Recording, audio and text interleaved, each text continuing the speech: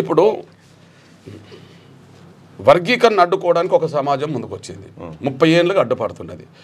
ఇప్పటికీ 2 సార్లు విజయం సాధించి 2 సార్లు కోల్పోయాం. మొన్న 3వసారి విజయం. 94లో ఎంఆర్పిఎస్ ఉద్యమం మొదలు పెడితే 97 3 ఏళ్లలోనే వర్గీకరణ వచ్చింది. కానీ దాన్ని అడ్డుకున్నారు. మళ్ళీ 2000 సంవత్సరంలో మళ్ళీ వర్గీకరణ సాధిస్తే 2004లో అడ్డుకున్నారు. మళ్ళీ ఉద్యమాన్ని నిలబెట్టుకొని మళ్ళీ 20 ఏళ్ళ తర్వాత అంటే మొత్తం 30 ఏళ్ళు తర్వాత మళ్ళీ వర్గీకరణ సాధిస్తే ఇంకా మేము అడ్డుకుంటామని చెప్పి రోడ్డెక్కారు. అంబేద్కర్ కాలం నాటికి మనం మండల కమిషన్ కాలం నాటికి ఇప్పటికి తేడా ఏంటంటే అంబేద్కర్ కాలంలో అగ్రకులాల రిజర్వేషన్ ఒప్పుకోలే. కానీ ఒక 4 ఏళ్లలో సంఘర్షణ జరిగి ఒప్పుకున్నారు. 4 ఏళ్ళ సంఘర్షణ బలంగా జరిగింది. మనకు సైమన్ కమిషన్ వచ్చిన కాంచి Simon commission Congress go back అంటే అంబేద్కర్ కూడా స్వాగతించి మా సమస్యలు పరిష్కారం కావాలి, మా సమస్యలు ఏందో తేలాలి కమిషన్ ముందని చెప్పి కమిషన్ స్వాగతించారు. అక్కడి నుంచి రౌండ్ టేబుల్ సమావేశాలు లండన్లో జరగడం, రౌండ్ టేబుల్ సమావేశం అనంతరం కమ్యూనల్ అవార్డు బ్రిటిష్ ప్రభుత్వం ప్రకటించడం, కమ్యూనల్ అవార్డుకి వ్యతిరేకంగా గాంధీ నిరాహార దీక్ష చేయడం, అంతిమంగా గాంధీ అంబేద్కర్ మధ్యలో ఒప్పందం జరగడం, అదే పూనా ఓడంబడిక అవుతే గవే రిజర్వేషన్లు ఇవ్వాల అనుకుందాం. అంటే వద్దన్న అగ్రకులాలైనా 4 ఏళ్లలో సర్దుబాటు చేసుకుని ఒప్పుకున్నారు. అవి రిజర్వేషన్ అమలు జరుగుతున్నాయి. ఓకే, మండల్ కమిషన్ రిపోర్ట్ వచ్చినప్పుడు విపి సింగ్ గారు గవర్నమెంట్ ఉన్నప్పుడు మేము ఆమోదించాం, మేము అంగీకరించామని చెప్పి అగ్రకులాలు అన్నారు.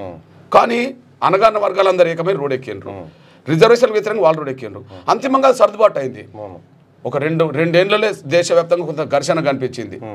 మరి సర్దుబాటు అయింది, వాళ్ళు ఒప్పుకున్నారు.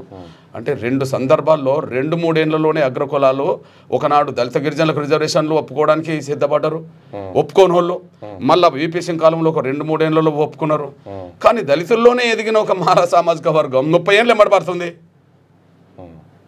30 ఏళ్ళు 94లో మొదలు పెడితే 2024, 25 తర్వాత కూడా ఎందుకు పోరాటం చేయాలి? ఉన్నది పంచుకుందామంటే రిజర్వేషన్లు లేని కాలంలో వాళ్ళు ఒప్పుకున్నారు. బీసీలకు రిజర్వేషన్ లేని కాలంలో అగ్రకులాలు అంగీకరించినాయి. ఓకే, అందరు బాగుపడాలని చెప్పి వద్దన్నారు కొంతకాలం, కానీ అంగీకరించండి తొందరగా. దళిత గిరిజనులకు వద్దన్నారు కొంతకాలం, కానీ రిజర్వేషన్ ఉన్నది పంచుకుందామంటే ఆ మహనీయులు సాధించి పెట్టిన అవకాశాలు పంచుకుందామంటే పోనీ బీసీల వర్గీకరణ ఉన్నది కదా, ఇక్కడ ఎస్సీల వర్గీకరణ జరగడం వల్ల అందరూ బాగుపడతారు కదా. అందరూ బాగుపడడానికి కూడా అంగీకరించకుండా మేమే తింటామని చెప్పి 30 ఏళ్ళు ఎంబడబడుతుంటే నిజంగా ఎంత ఆవేదన ఉంటుంది చెప్పండి. ఈ నేపథ్యంలో సమాజం చూస్తున్నది, ధర్మాన్ని మనం రక్షిస్తే ధర్మాన్ని మనల్ని కాపాడుతుందనే సూత్రం చాలా గొప్పది. ధర్మాన్ని మనం రక్షిస్తే ధర్మం మనల్ని రక్షిస్తుంది. ఎస్సీ రిజర్వేషన్ల కోసం పోరాటం చేసిన ఎంఆర్పిఎస్ ఉద్యమం తర్వాత జరిగిన పరిణామాల్లో సమాజంలో అన్ని వర్గాల కోసం మాట్లాడింది, అన్ని వర్గాల కోసం పోరాటం చేసింది. దానికి తగ్గ ఫలితాలు కూడా సమాజానికి అందించింది. కొన్ని పథకాల రూపంగా, ఆరోగ్యశ్రీ పథకం రూపంగా, పెన్షన్ల రూపంగా, ఇతరాత రూపంగా, లేదా మన మహిళలకు ఎక్కడన్నా అన్యాయం అవమానాలు జరిగినప్పుడు వాళ్ళ రూపంగా, మన బలహీన వర్గాలకు ఎక్కడన్నా అన్యాయం జరిగితే వాళ్ళ రూపంగా సమాజానికి మొత్తం ఆయా సమయంలో మన పాత్ర పోషించడం వల్ల ఇవాళ సమాజం ఎటువైపు నిలబడ్డది? ఎంఆర్పిఎస్ ఉద్యమం న్యాయం కాబట్టి సమాజం న్యాయం అని అంగీకరిస్తుంది. కాదు ఇంతకాలం పోరాటం చేస్తున్నా ఇంకా వాళ్ళు అడ్డం పడుతున్నారు, అన్నకు బలంగా అండకు నిలబడాలని చెప్పి ఇవాళ మాదిగ ఉద్యమం సమాజంలో ఉండబడి అన్ని వర్గాల మద్దతుతో ముందుకు సాగుతున్నది కదా. మీరు చూస్తున్నారు, సమాజంలో అన్ని వర్గాల మద్దతు ఉన్నది. ఇదన్న వాళ్ళకి అర్థం కావాలి. ఎవరికి? వర్గీకరణ వ్యతిరేకించిన వాళ్ళకు మనం ఒంటరి వాళ్ళం అవుతున్నాము. మన పీడిత వర్గాల నుంచి కాదు, సమాజం నుంచే మనం దూరం అవుతున్నాము. కృష్ణ, ఒక పాయింట్ ఏంటంటే, సో ఏదైనా ఏ సమస్య అయినా చర్చలతో పరిష్కారం అనేది ఒక ప్రధానంగా మనం చరిత్ర నుంచి చూస్తూ ఉన్నాం. అనేక దఫాలుగా చర్చలు జరిగి అనేక సమస్యలు పరిష్కారమైనవి. సో ప్రధానంగా ఈ ఏబిసిడి వర్గీకరణ వ్యతిరేకిస్తున్నటువంటి మాలలతో మీరేమైనా చర్చలు చేసే అవకాశం ఉందా? నీకు 2 విషయాలు చెప్తా. నా తమ్ముడు బీసీ ముఖ్యమంత్రి కావాలంటుండు. బీసీ ముఖ్యమంత్రికి మన చైతన్యంతో, మన పోరాటంతో దాన్ని సాధించుకునేది, మన ఓటు చైతన్యంతో. వెలమరెడ్లు ఇస్తారా నీకు? నాకు కావాలన్నప్పుడు వాళ్ళిద్దరు ఒకటి గారు కదా కదా. చర్చలు మనం మీదికి చెప్తాం కానీ వాళ్ళు అంగీకరించారు. ఎవరెందుకు అధికారాన్ని వదులు కూడా ఎందుకు అందిస్తారు?